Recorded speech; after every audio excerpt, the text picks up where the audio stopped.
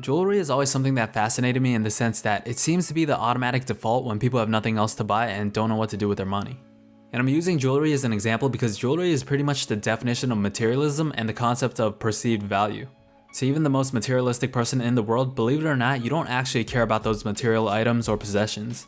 Because most times you're really seeking approval, validation, fulfillment, and ultimately love through those things. I remember a saying, and it was that those that lack purpose seek pleasure, and it's kind of crazy how true that is. Like, a lot of these sayings and quotes are kind of like, it's kind of true, kind of circumstantial, but that's one that I agree with 100%, and it applies to almost every situation. When we're lost, when we don't have purpose or meaning, we subconsciously seek pleasure, whether we're talking about materialism or just life in general.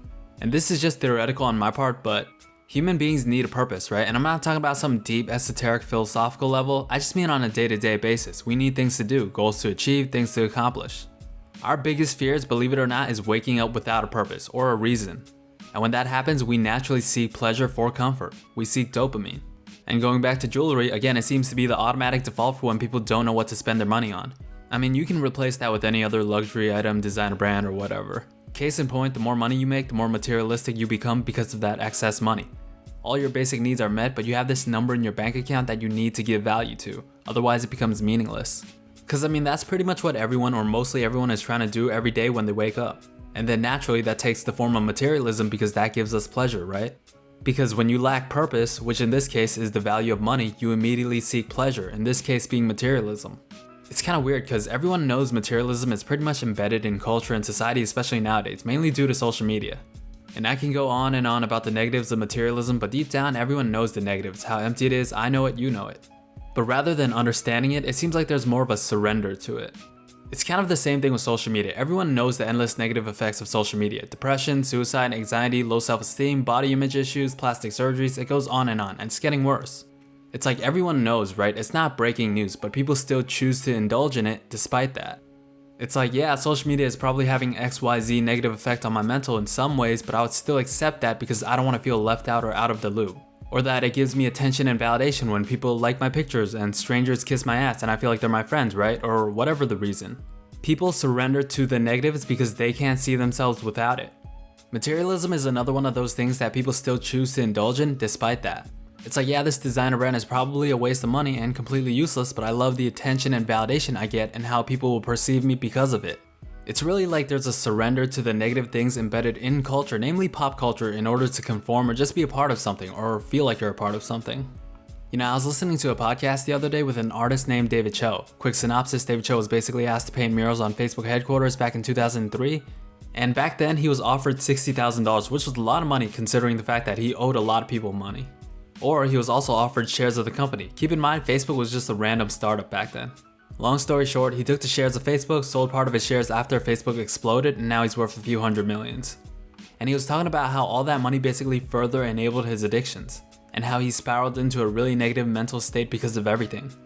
And before he was selling his paintings for a few $100s and they weren't really selling, he had no buyers. But afterwards he decided to raise the price of his paintings to a few thousand, 10,000, and all of a sudden he started having more buyers simply because he raised the price of his paintings. People started wanting his paintings simply because it was more expensive. And it brings us to this concept of perceived value or exclusivity value, and how that plays into the toxicity of materialism. And it's so interesting because we do want things because other people don't have it or can't get it. It makes us feel better. And make no mistake, it is society that has tricked people into the obsession of materialism. And the boring answer is obviously capitalism, but it goes a lot deeper than that, but I can't explain that right now. Things like status and hierarchy, these are things that befall human nature since the dawn of time. As twisted as it sounds, if everyone has it, then it loses exclusivity, therefore it loses value. I mean, it's a pretty basic idea to understand, right?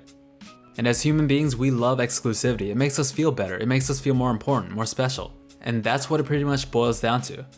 Feeling better than others because you have something they don't, and that's pretty toxic. Because money doesn't impress people with money. Like people that buy sports cars or Lamborghinis or $300,000 cars, for example, people with real money look at that and think that's cute, I make that in less than a week. So the people you're really trying to impress or appease to are people that can't afford whatever that exclusivity value material item is. But then what does that make you as a person, right?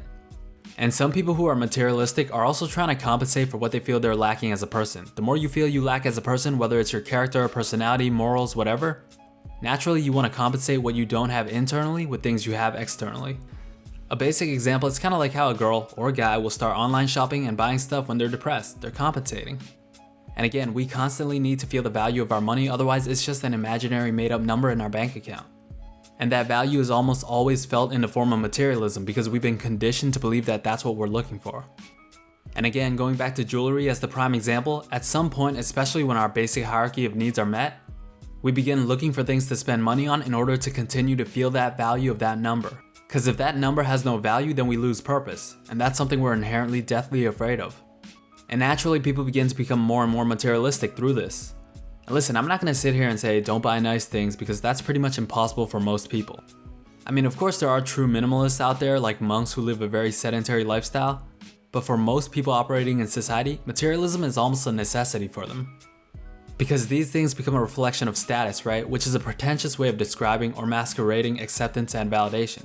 You care about status because you care about how most people perceive you, right? And I know what you're thinking. Everyone cares about what others think about them. What, are you gonna pretend you don't? It's kind of true, but also not true. There are levels, it's just not black and white.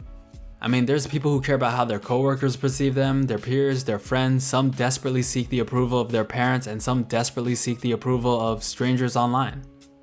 But I mean, there are genuinely people out there who actually give zero shits as it pertains to how people see them. I think that's because their self-identity is just that strong. Now obviously those people are extremely rare, but trust me, they exist. But when we're talking about status in particular, you care about how people see you based on superficial factors for the most part, and that's the difference. And for Western culture in particular, status is derived from materialism. Actually, that might go for Eastern as well, I don't know. But that's usually based on how someone is dressed, the clothes they wear, the car they drive, etc. And materialism really is just a disguise for validation.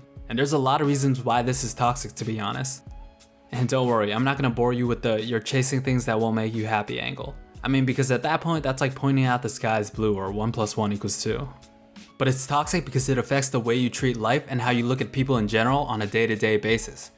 You start to judge people based on what they have or don't have, consciously or subconsciously. It might sound messed up and you might think that'll never apply to you, but whatever you value yourself, you look for in other people. So if you value money and material item and status the most, subconsciously you will look for that in other people, and even worse, you might even look down or up to people based on those things. And society traps you by making you seek validation through status, therefore making you more materialistic. Again, we naturally become more materialistic because we need to feel the value of money. Without feeling that value of money, it's meaningless. And those feelings eventually inevitably lead to depression. So naturally, we become more materialistic to gain validation so that we can be happy. I mean, which plays into the system because 1, you're constantly told you won't be happy unless you have XYZ, whether you're aware of it or not. And 2, being materialistic feeds money into the system. So obviously it's within their best interest to create a materialistic culture, and it keeps the world and society at a very low existing state. And it's an endless loophole that deprives so much people of fulfillment and purposeful lives. And yeah, that's basically a generalization of my thoughts on materialism. Anyways, hope you guys liked the video. If you did, leave a like, comment, or sub. With that said, I'll talk to you guys real soon, and see you real soon.